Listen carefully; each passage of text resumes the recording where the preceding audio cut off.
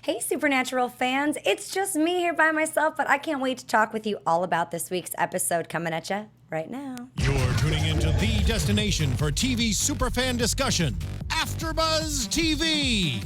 And now, let the buzz begin.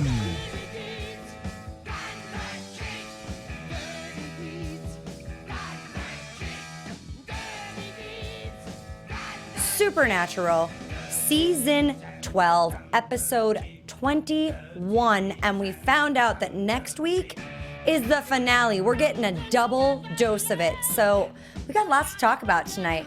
My name is Lyndsey Wegner. You guys can find me on all things social media at Lyndsey Wegner. That's LYNDSEYWEGNER. Holy cow, I had a shocked moment. I'm sure you guys had a shocked moment. I do have a live chat up here, but when everyone's talking at once, it's really, really hard to keep up with all of it. So I will answer the questions as best I can. And thank you guys for joining me so that I'm not so lonely here today. I never feel lonely with you guys there. And thank you to Casket Fan for saying hi to me today on Twitter. Now I know who you are. Hi, Kayla, right? All right, let's talk about today's episode. Surprises was, you guys have all watched the episode, I'm assuming. So spoiler alert right now. Do we really think that Crowley's dead? Do we think this happened? Do we think this is true?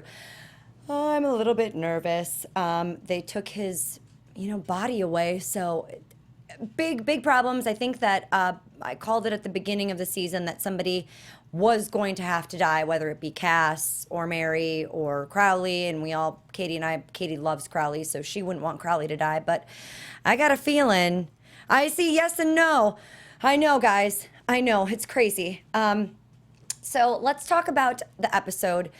We've got Eileen running through the woods, the hellhounds after her.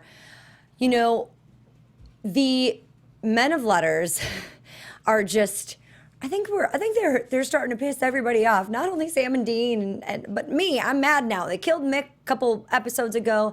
Now they killed Eileen. We found out this is all leading up to them over the last several weeks, killing 7 different hunters. So they're going after everyone. And like Dr. Hess said, they want to exterminate all of them, including the Winchesters. So it's happening. And as we see at the end of the episode, there's fate that we're unsure of, which we know the boys will survive, but you just never know. They leave us hanging like that. Obviously, Eileen does die due to the hellhound, which we find out is as a pet right now for Mr. Ketch. So it's obviously Crowley is in the rat, Lyndsey. Oh, Crowley's in the rat. Does everyone else think Crowley's in the rat? I think that Crowley will save the day since he and Lucifer are now connected. I don't want anyone to die. I think Mary will blow Ketch's head off. Well, I kind of hope that happens. So Mary hasn't been around. She's been gone. She's obviously with Mr. Ketch, and we saw Tony previewed last week.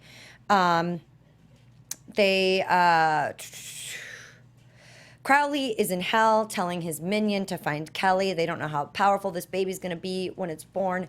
And then we get this scene between Mary and Rick. She's at Rick, who's a hunter's apartment, and she tells him there's a vamp nest nearby. Right away, I knew something wasn't right. Something was off. I didn't expect it to be what they made seem like a dream. I thought it really happened, in which we do find out it really did happen. She's in there with Rick. He goes to grab a couple beers, and she actually ends up slitting his throat. He cuts her hand, but she wakes up in the British men of letters, I like to call it bunker, and home base. And we're not quite sure whether this was just a dream or a nightmare, or if this really happened. Is this a flashback? And that's when Tony, Lady Bevel, comes into the sealed room, and she asks, she's like, did I leave the room or not? And we see that Tony's been injecting her and giving her kind of like electroshock therapy, which she says is actually brainwashing her. She's being realigned. All her thoughts and actions will come from the British men of letters, and she mentions that Mary invited Azazel to visit when he spared John's life. She has sources everywhere. John was searching for revenge after Mary died, leaving Sam and Dean to fend for themselves, sort of like child abuse, she claimed. And she mentions the hunters are being eliminated because they're not falling into line. Tony ends up punching her in the face. And she mentions that soon Mary's not going to be making any decisions on her own. And she notices on her hand she does have stitches, which was in the nightmare that she had when Rick actually hit her, sliced her with the knife before she slit his neck. So we know it did happen, and she did kill Rick. Tony needs to die. I still don't feel for Mary. Robina, why don't you feel for Mary? Is it... I mean, I feel like there were some really powerful scenes in this episode with her. And you guys know I tried really, really, really hard to get a guest in. I first talked to David Hayden Jones, who plays Ketch. Then I reached out actually to Catherine Newton, since we keep seeing her picture in there. I checked in with Ruth. I checked in with Adam Fergus. And I even got connected to Sammy Smith, who plays Mary. And they were all busy. They were all traveling to conventions or shooting and working. So I'm so sorry I couldn't get anyone. And I tried. I promise I tried. We've got Crowley in the British Men of Letters bunker with Dr. Hess. They know each other. Kind of weird. And Crowley has provided Mr. Ketch with a hellhound, but didn't realize that he wanted a pet. Finding the Nephilim is obviously a priority for both of them, so Crowley and Dr. Hess might need to work together. She mentions the relationship with him and the boys, and she hopes he doesn't want her to spare his friends. Perhaps at this point, if you guys are right, maybe Dr. Hess and Crowley had a conversation about Lucifer and that he was going to be gaining some sense of power, so he needs to be on high alert, because we've been noticing in the past few episodes that Crowley seems to be a step ahead of Lucifer. So you might be right. It doesn't seem right that Crowley would be dead because he's been ahead of him the entire time. So maybe Crowley's playing along to overtake Lucifer. That's a really, really, really, really, really good point. So Mary's important to her boys no matter how distant she is. Losing her again would hurt them. Absolutely. It's going through that whole process over again, 100% Lila. Lucifer's locked up as one of his minions. Drexel comes in and checks his heartbeat, aka security device, which he can't get shut off, which we see throughout the episode is becoming less and less effective, at least according to Drexel, and considering he's able to kind of overtake at least some sort of emotion. Crowley calls Sam and says that, all the hellhounds are there. He was cuddling with them last night. And Sam mentions only a demon can control a hellhound, and his friend Eileen was killed by one. Crowley plays it off as if he has no information, and Crowley wants any information he can get from Lucifer about Kelly, and he mentions that Dagon is dead and that Kelly's with Cass, and Crowley wants to raise the Nephilim under his tutelage. Do you guys think that Lucifer knew Dagon was dead? I feel like they're connected, and that has to be. I feel like there's just no possible way that Lucifer didn't already know that information, didn't hear her speaking, or didn't have the thoughts with her anymore, a connection with her. I feel like he already knew that, so that was no brand new news to him from Crowley. Mary's again having nightmares about Rick, and Tony mentions she's accelerating the progress and just finished a session. And Mr. Ketch and Tony rile each other up. Do you guys think that Tony's... Thank you, Red Hood. You're so sweet. I appreciate that. Thank you. I don't need a guest. I have you guys. You guys are my guests right now. Do you guys think that when we saw Tony in the end of, I believe it was season 11, we saw her with a child? Do we think that that is Mr. Ketch and Tony's child? I'm thinking it might be, and that's why they piss each other off so badly. And Ketch has been watching Mary suffer. Days prior, he was sleeping with her. And Dr. Hess mentions that Ketch will be put in charge once the Winchesters are gone, but Tony is also up for the job, and Ketch has also slept with her. So there's that, and we know Tony's going to be vying for that as much as possible. Thank you, Candace, as well. So Sam and Dean get this letter from Eileen. They're at the post office. They received a letter that was postmarked 4 days earlier. She actually left Ireland to meet up with the boys because she knew the British men of letters were onto her. They'd tapped her phone, and they feel like, once again, this death is in their hands and their fault because they weren't able to help her or get to her in time. And so they go searching through the bunker and find a microphone, make up this story about how they're going to meet at some warehouse as we see the British men of letters, their minions, listening in on it. And so we know this is going to come to later in the episode. And so Drexel tells Lucifer the security will increase the more they work against it, but his ability to control the device is transferring from Crowley to Lucifer. I'm not sure how that's possible. I'm not sure if the Nephilim is a part of controlling that or not, but you think Ketch might help Mary, but I was wrong. I think that child might be a Nephilim. She was so interested in the Ruby, Sam, and Dean, Benny relationship. Yes, they are spiteful, arrogant people, Corey. Tony's son was written off. I don't know, because I mean, he's in Britain, so we're not seeing anything while they're there in London. We're only seeing them here. They've all, like, even Dr. Hess has come here. We went back to the Kendrick school, but that was to see a flashback to Mick and his friend. So I don't think they've written off the son yet. I think they're just holding that little piece of information, because I feel like, if anything, they can use that later on, especially if Tony were to somehow be put in charge of the British men of letters and take Mick's job, then Ketch could potentially use her son against her. I'm not sure. But we need to stop shipping women with Sam and Dean. It always leads with heartbreak. I know. So Tony and Ketch are feeding the hellhound, discussing their potential to take Mick's job. They're obviously pitted against each other. Even when they were at Kendrick's, Tony always slaughtered the competition, but never Ketch. And we get Mary asking for Ketch, and she says when Ketch gets into the room that she didn't think he'd come, and this is where some of you guys have been seeing that this was a really hard scene to watch, and to see Mary pleading not for her life, for her demise. She's not sure if she's losing her mind, and Ketch is reminding her, you're doing what you're supposed to be doing. Mary mentions she's killed her friend. She's killed Rick, and Ketch says he does this all the time. And she fought with the British men of letters so that Sam and Dean could live without monsters. And Ketch says Mary wouldn't want to know who he was or who he really is as a person, but she needs his help.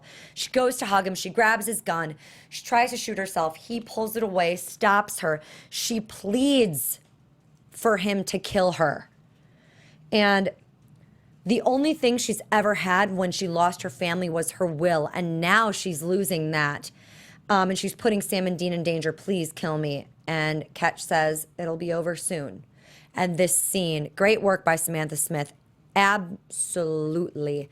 This was an amazing scene. And I think that's why Ruth, she's like, Sam's got a big scene coming up this week. Talk to her. And she wanted to be here, and she said she checked out a couple episodes and stuff. So hopefully, she did tell me that she'd like to come in the future. So I don't know if that means that she makes it or that she doesn't make it, but she did say she'd want to come in the future. So she's obviously knows what's happening next week for the next 2 episodes. So hopefully that means she survives it, but hopefully. Sam and Dean go to the meeting spot they were talking about, and they get 2 guys to go into this warehouse. They lock them in there. They get to Tony. There's a little bit of a scuffle-ish type thing, and they overtake Tony and put her in baby, and they're driving to the bunker, or to the boys' bunker, not the British men of letters bunker. And they start asking Tony about Eileen, which she has no idea who she is. And she says that they probably killed her. This is what they do with everyone. And she said Mary's one of the best killers. Then she starts leading them to believe Ketch and Mary have something going on.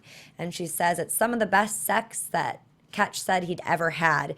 As Dean slams on the brakes and she goes, fine, the best sex, he ever had. Dean literally is, can you imagine somebody saying this about your mother or father? Someone you hate, someone you literally like. This was just the show already. She does mention that Jody was dead, but we know she's not dead yet because they spoke with Jody earlier in the episode. So I think she's kind of baiting them on that and just kind of riling them up.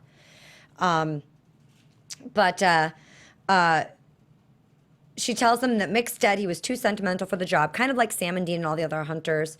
And Jody Mills, any of their flannel-wearing or whiskey-spilling Freds are dead or will be. So, obviously we know that Jody is on this list of people that's going to be gone bye-bye. Even though we didn't see her on their, little board that they have where they had Claire and Garth and Eileen on and Sam and Dean. But we obviously know Jody's a central person and helps the boys out a lot, so they have intel on her. We jump over to Crowley, who says he's going to get rid of Lucifer at some point. Sam and Dean aren't going to mess up a second time, so there's technically going to be no heir to Lucifer's throne, meaning the Nephilim isn't going to make it. And Lucifer's a slave to Crowley, and he won't be able to best him. And that's when Crowley starts clucking like a chicken and then jumping on one foot, and Crowley ends up mimicking him, and we see that Lucifer's actually controlling Crowley to an extent. She's great as Mary Winchester. Yes, she is, Corey. Sorry if I'm jumping back and forth, guys. I'm just trying to, take a look at this back and forth. So if they kill Jody, I will not be happy. They're going to try and do it. I'm going to say she survives, Lila. The British are coming. Thanks, Renji. You're right. So Lucifer removes his chains, and Crowley admits that Lucifer is now in charge and tries to run, and Lucifer sends him through the door and kind of throws him around the room.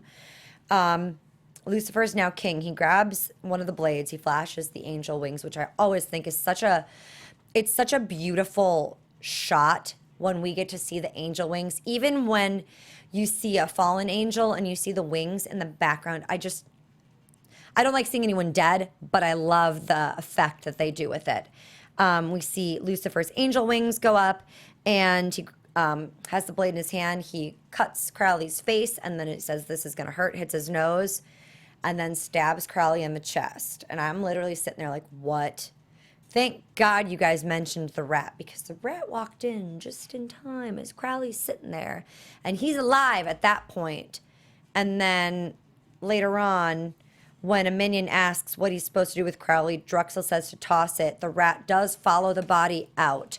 So I think you are absolutely right that Crowley's in the rat. He's not dead.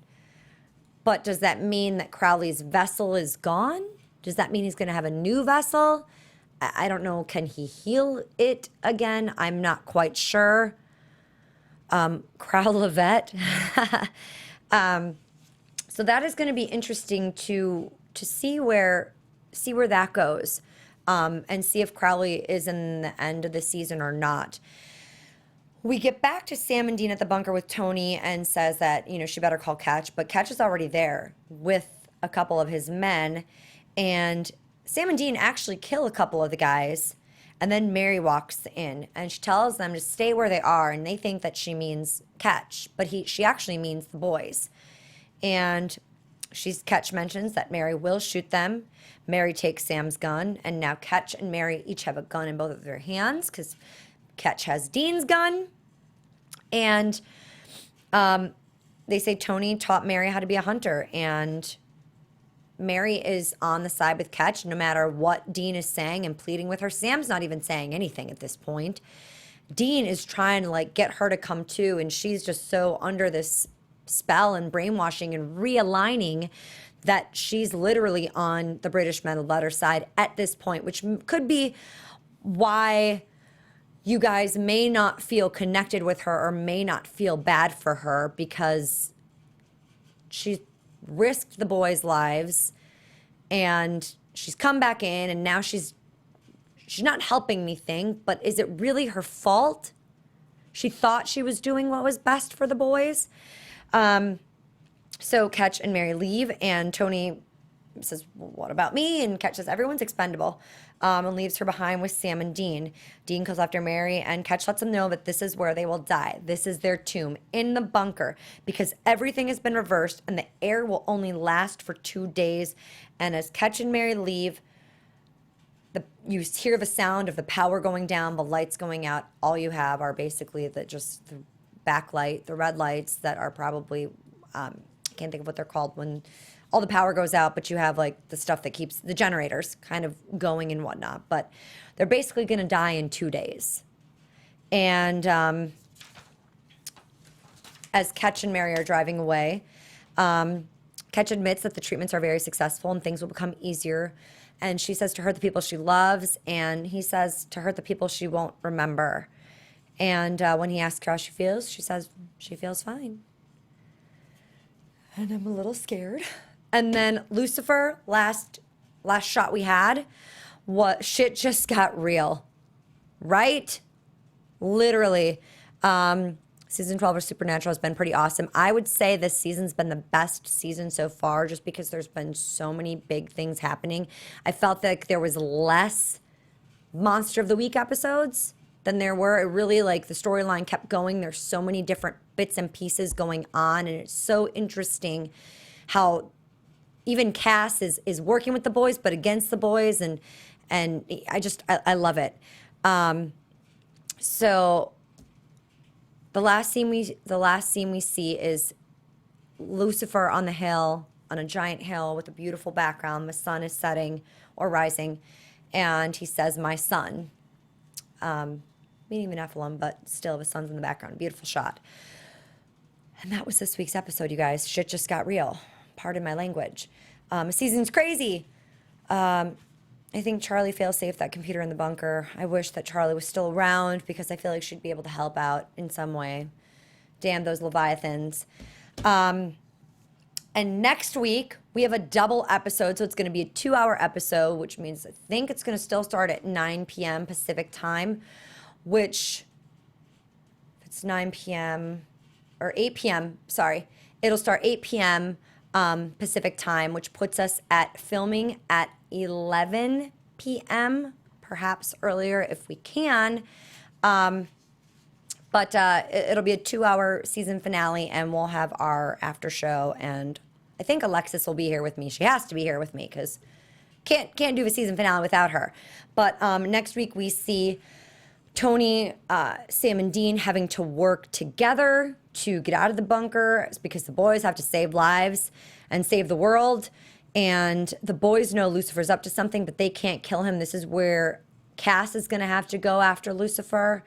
And obviously, Dr. Hess knows that Lucifer is back. We see Dr. Hess fighting off people. Mary shows up at Jody's house.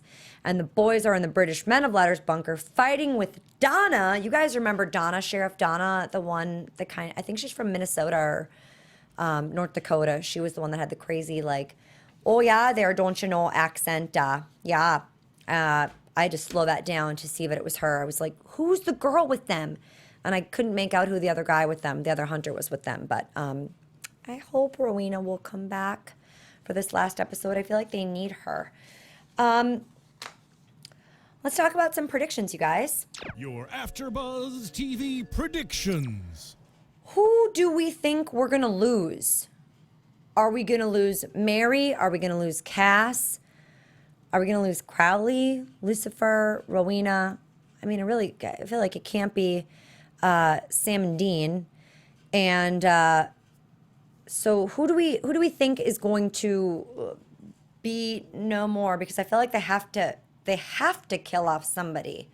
And if you guys are right, and I think we might be, I think that the Crowley is in the rat, so Crowley will be okay. Whatever happens to him, he's going to come back at some point. Mr. Ketch, hopefully, is a logical person to say, I really want to get rid of Tony. I don't like her. I don't like the torture she did to the boys. I don't like the realignment she did with Mary. Dr. Hess is obviously in charge of the whole operation. So in order for her to stop going after Sam and Dean, I mean, you basically need to kill off her, Tony, and Ketch, unless they can somehow realign their thoughts and put them through. And yes, what are the cosmic consequences? We still have not been answered that question from when Billy was killed, and we were told, Cass was told, there are cosmic consequences to killing this Reaper. So I'm wondering what that is too. No more dead hunters. Ketch is going to get killed by Dean. I hope so. Kill all the Brits off. Mr. Ketch and Tony. Ketch dies. Crowley should die even when he gets out of the rat. Ooh. Okay. I just love Crowley. He's such good comic relief. I mean, I think that we have to kill all the British Men of Letters people in order to keep that moving forward. We didn't even see Kelly in the promo at all, or Nephilim. And I think that's what's going to charge forward with season 13 is the Nephilim, considering they said season 13 was coming out, was it the 4th or 5th episode of season 12 when they had the Nephilim story plot going on. So I feel like the whole season 13 is going to come around,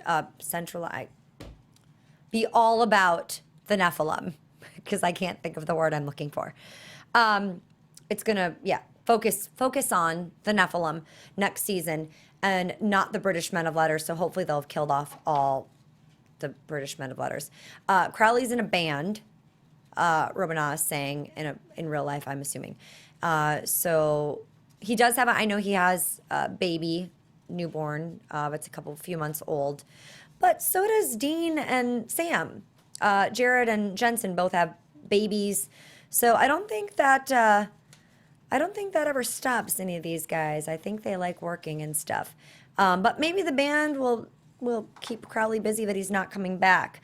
I'd love to see Rowena back at the end of this season, because I feel like she's just such a interesting add to the mix. And I don't think they'll kill her, and she's a likable character. Even though she's kind of evil, we still love her, even though she killed off Crowley's son this season. I mean, we still love Rowena. I want to check in with her. I want to know what's going on with her. And the Brits, and let's introduce the Canadian Men of Letters. I like that. Asmodeus is controlling the British Men of Letters. What if the consequence becomes a cliffhanger going into season 13? That's definitely possible. I really want to find out what that is and what's going on with that, you guys, though. It is going to be a doozy of a finale, though, let's just say that, considering it's a full 2-hour episode next week and finale. I was still thinking that we'd have the whole break or we'd have 2 weeks to break it up kind of and get all the information. But I kind of like that it's a 2-hour finale, because then we don't have to wait another week to see it. It all just happens at once. So I will be looking forward to it. I hope you guys are looking forward to it. This season's been so phenomenal. So thank you guys all for joining us the past 21 episodes. And hopefully Alexis will be here with me next week. We're going to figure it out, because otherwise I'm going to find someone else to join me on the panel. So it's not just me by myself, but we will see you guys next week. I'll try and keep you on top of what happens, what time we're going to be airing as we get closer to then, just because I have to head here from a distance. So, all right, you guys. My name is Lyndsey Wegner. Find me on Facebook, Instagram, Twitter, all things social media at Lyndsey Wegner, LYNDSEYWEGNER, on my blog, lyndseyWegner.blogspot.com. Thanks for joining us, and we'll see you guys next week for the Supernatural season finale. From executive producers Maria Menounos, Kevin Undergaro, Phil Svitek, and the entire AfterBuzz TV staff, we would like to thank you for listening to the AfterBuzz TV network. To watch or listen to other after shows and post comments or questions, be sure to visit AfterBuzzTV.com. I'm Sir Richard Wentworth, and this has been a presentation of AfterBuzz TV. Buzz you later. The views expressed herein are those of the hosts only and do not necessarily reflect the views of AfterBuzz TV or its owners or principals.